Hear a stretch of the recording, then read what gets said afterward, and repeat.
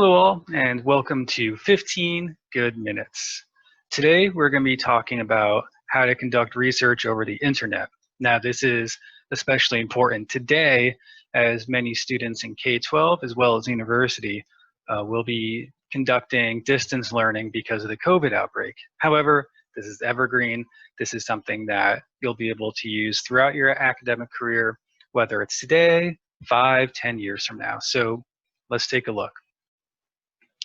Now, the first thing that I say to students, or anybody for that matter, that's conducting research, is first use available resources. And so what do I mean by that? Well, if you are in a K-12 setting, say middle school or high school, and you're conducting internet research, be sure that your teacher hasn't provided resources for you already, and those could come in many different forms, such as a class blog, for instance. Now, if you're at the university level, you might be fortunate enough to have access to something like JSTOR or some type of journal. And so if those resources are available to you, definitely use them. How do you know if they are? Well, ask your teacher, take a look at your syllabus. If those resources are available, there's probably a good hint, suggestion, hunch that your teacher wants you to use those anyway. So it might be worth starting there. Okay, but let's assume that you've already started there. Maybe you have a few resources, or that these things have not been provided to you. There's no class blog, there's no access to your high school library or university library, JSTOR, etc.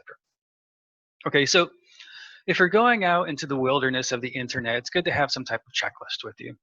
Now, checklists can come in many different forms, and I'm not going to say that this is the only one or necessarily the best one, but this is certainly a checklist that's going to help you determine what it is that you're looking at. So if you get to a website, the first thing that you're going to have to ask yourself is, what type of website is this? And we'll touch base on that a little bit later, but there are different types of websites, and those different types of websites serve different purposes. So it's important to know what website you're on and maybe why that website exists in the first place.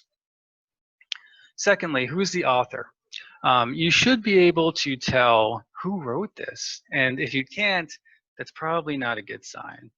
So be sure that you can find on the website, in the article, whatever it is that you're looking at, an author. After you find that author, be sure that that author is verifiable. You know, is this a public figure? Is this an academic figure? What are their credentials? Generally, if it's an academic or a researcher, there'll be some type of title like PhD, etc. Are there sources? So now there's two ways to look at this. If the person is a subject matter expert, they might be the source of information. However, the vast majority of the time, people should be using sources to support the arguments that they're making. And those sources should be cited as well. There's different ways to cite sources. Sometimes it's embedded in text. Sometimes it's at the bottom of the page. What's even better is if those citations are active hyperlinks, meaning that you can click on it and then jump to the website or article where that information was received. When was the website published? Because, you know, you might have a verifiable academic or subject matter expert author. There might be citations that are linkable that you can go check out. But if the website was published in 2002 and it hasn't been updated since, then that information might be outdated, or maybe new information it has been found which negates what it is that you're looking at. And really it's 5, with the last being bias. And hopefully if 1, 2, 3, 4, and 5 are checked, then 6 shouldn't be applicable. Now let's talk about types of websites, because that's actually number 1 on our rule of 6. Okay, so there are different kinds of websites, and I'm going to guess that the majority of you have spent the majority of your time on a specific type of website, specifically .coms. All right, so what's a .com? A .com is a commercial website, hence commercial. And its goal, its purpose, the reason why it exists is to sell things, to make money. So it doesn't mean that the content on a .com website is necessarily incorrect. However, recognize that the reason why it's there is not necessarily to give you accurate information, but instead to sell you advertisements, sell you a product, maybe have you pay to get through a paywall to access information. So just the very nature of a .com is not necessarily indicative of the best information that exists out there on the internet. And I'm going to guess that if you're at university level, your professors are not going to want to see .coms. And if you're K-12, your teachers would probably prefer not to see them, however they may allow them. Then we have .orgs, or organization, right? Organization. So what about these websites? Well, these are as reliable as the organization is. And so what do I mean by that? Well, if we're on a political page and that organization is funded by the Republican Party, it's going to be biased towards the Republican Party, or perhaps against opposition parties like the Democrats or Green Party, etc. Now, it doesn't necessarily mean that bias excludes you from using that website. As a matter of fact, sometimes looking at biased websites can be productive. For instance, if you're writing a paper about the two major parties in the United States, you probably want to go to an organization that supports Democrats and then an organization that supports Republicans, or the British Conservative Party and the British Labour Party, etc., to see what they're saying about themselves and then how they're portraying the other party, right, and vice versa. So it really depends on what type of research you're doing and how you're using the information that is being obtained. So there are some good organizations out there. I'm not going to try to create a comprehensive list, but if you go through your rule of 6 and everything checks out, and you look up the organization and see what they're all about, organizations can be a good source of information. I'm specifically thinking more in the STEM areas, science specifically. There might be some really good organizations out there. So then we come to .gov, and that's government, of course. Now, .gov sites can be very useful, especially for social studies and social science, because there's information on there pertaining to, well, everything from the founding documents and the Congressional Hall of Records to information regarding demographics of people through the census. So .govs can be very useful. National park websites could link to antiquarian societies, Monticello, for instance, Thomas Jefferson, et cetera, et cetera. Now, the only maybe claim or warning I'll put on this is the White House website of all the .govs might be politically biased, depending on who is in the White House.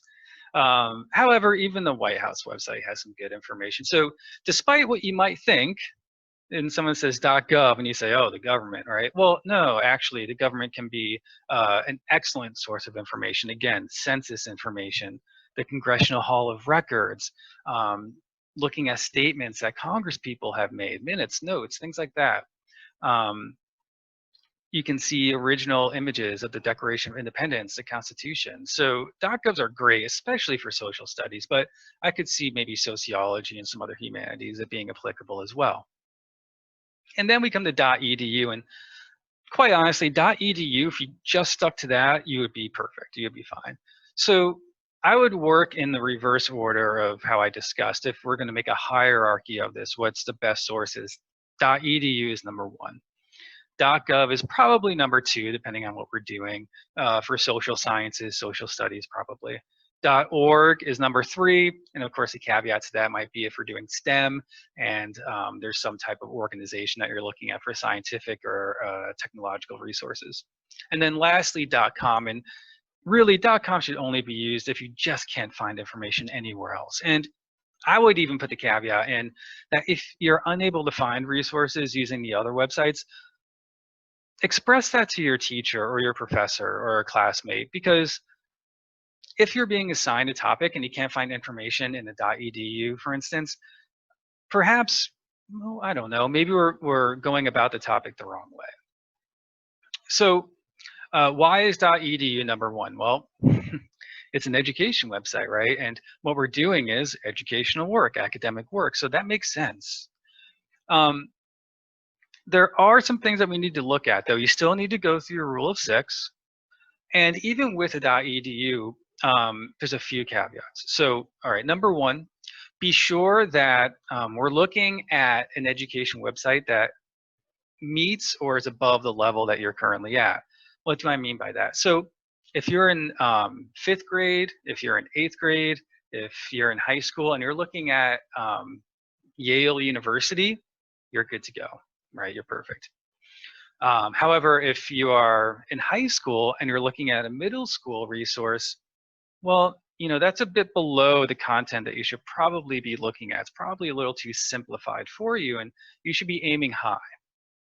If you are in university, well, you should be looking at PhD work. You should be looking at professionals in the field, other university work. Now, again, there's always situations, maybe if you're studying early education to be a teacher, okay, then you might want to look at, a middle school website to see what that looks like. How is a teacher organizing things, or a high school website? But in general, the rule for citing information, getting good information is shoot high, go up. Just because you're in middle school, just because you're in high school, that doesn't mean that you can't find information on Cornell's website, Harvard's website, right? But if you are at the university level, don't go below, right? Don't be looking at things from middle school, high school, etc. Another thing, as distance learning becomes more prevalent, there's going to be a lot more education sites and pages available to view. And you want to steer clear of things like class blogs, class pages, anything that looks informal. But, there should be red flags if you go through the rule of 6s to help identify those. Also, .edu. Well, if I'm studying psychology and I'm looking at something written by a PhD in psychology, that's a subject matter expert. And that's no different than asking someone who puts roofs on houses for a living, how do you roof a house, right? If I have a question about plumbing, I'm going to ask a plumber. And so if I have a question about psychology, I'm going to ask a psychologist, right, who is actively researching or practicing in that field. And generally people that are in the humanities, in the science realm, even technology, etc., they're going to be publishing things to peer-reviewed materials that will be available on .edu websites. And so those are just some of the reasons why we want to be sticking to .edu if we can. Again, all the caveats, use your rule of 6, make sure you know who the person who is that's writing. If they have credentials, you can always fact check those credentials. Make sure we're not looking at a class blog or a class page. Make sure that the level of education that we're looking at is either equal to or above where we currently are. Okay, so I'm sharing my screen now, and we're going to see how to find these excellent websites that we've been discussing, because more likely than not, when you conduct a search, the first websites you're going to see are going to be .coms, maybe some .orgs thrown in there, etc. But we're really looking for those .edus. So let's do a search. Okay, let's say we're looking for the Civil War.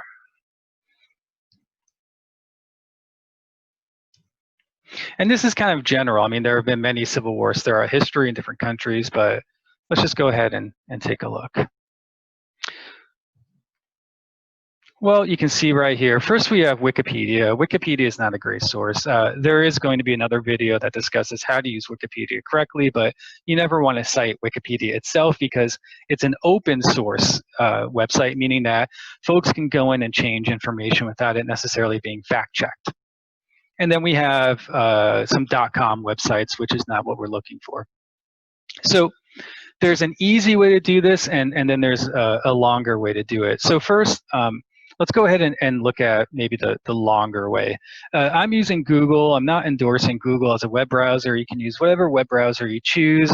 All web browsers should have some form of settings, and that's what we're looking at. So I'm going to click on the settings here, and then we're going to go to advanced search and what it is that we're looking for. So we can use exact words, exact phrases, we can exclude words, but what I want to show you is down here. Right now, our search is not specified to any type of site. So we're going to get .coms, .edus, .orgs, etc. If I wanted to, I could type .edu here and click Advanced Search, and our search would only include .edu websites. So this is one way to go about it, and there are other filtering mechanisms here. Just be sure that when you're going through here, you're not narrowing down your search so much that you might be excluding good information. Okay, but I'm not going to use this. I want to go back. So let's go back here. Now this is kind of a shortcut. I can just do site and then edu. And look at that. Now we just have education websites. Well, okay, what if I want to look at some government websites?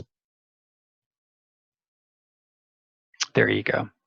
So that's a shortcut to narrow down your search, because if you don't narrow down your search on the internet, this is going to take you forever. Hey, thanks for watching. I try to make these around 15 minutes, give or take. Some are longer, some are shorter. But the goal is to provide you with reliable content that can directly assist you in one way or another. Please consider sharing this video on social media and to like or subscribe for future videos.